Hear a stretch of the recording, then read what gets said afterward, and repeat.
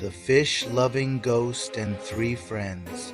It was a damp, foggy evening in the quiet village of Gurapara. The rain had stopped, but a thick fog still hugged the muddy paths. In the old attic of a crumbling house, three teenage friends, Tanmay, Ryu, and Nafis, sat in a circle with flashlights and snacks, sharing ghost stories. They were staying at Ryu's grandfather's place for the summer. The house was ancient, 2 stories, wide porches, and surrounded by a giant pond, bamboo groves, and a haunting silence that deepened after dusk.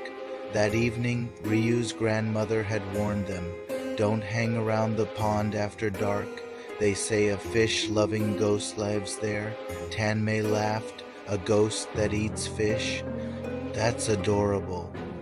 But Ryu added, "It's true. Grandma says years ago a fish seller drowned in that very pond.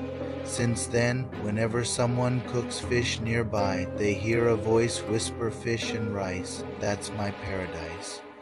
They all chuckled, brushing off the tale, but something about that fog felt heavier than usual. The next evening, Tanmay had a wild idea. "Let's grill fish by the pond tonight.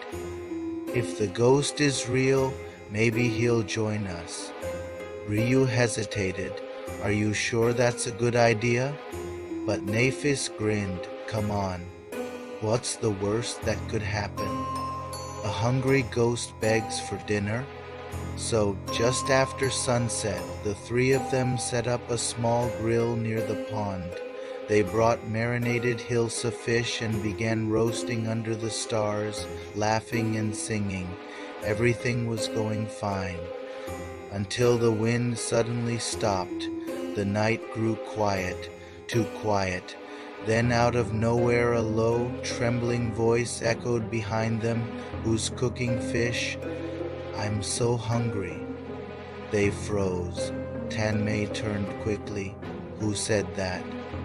"No one." But then they heard something else, a plop in the water. They looked over and saw one of the grilled fish slices float into the air, then fly toward the pond. And standing by the edge was a figure, pale, wet, and dressed in a long, old-fashioned white cloth. His eyes were dark, but sad, like someone who had waited far too long. "Run!" shouted Ryu, and they did.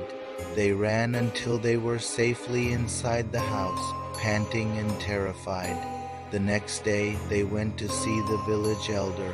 The old man nodded slowly. "Yes, the story is real. His name was Mohin, a kind fish seller.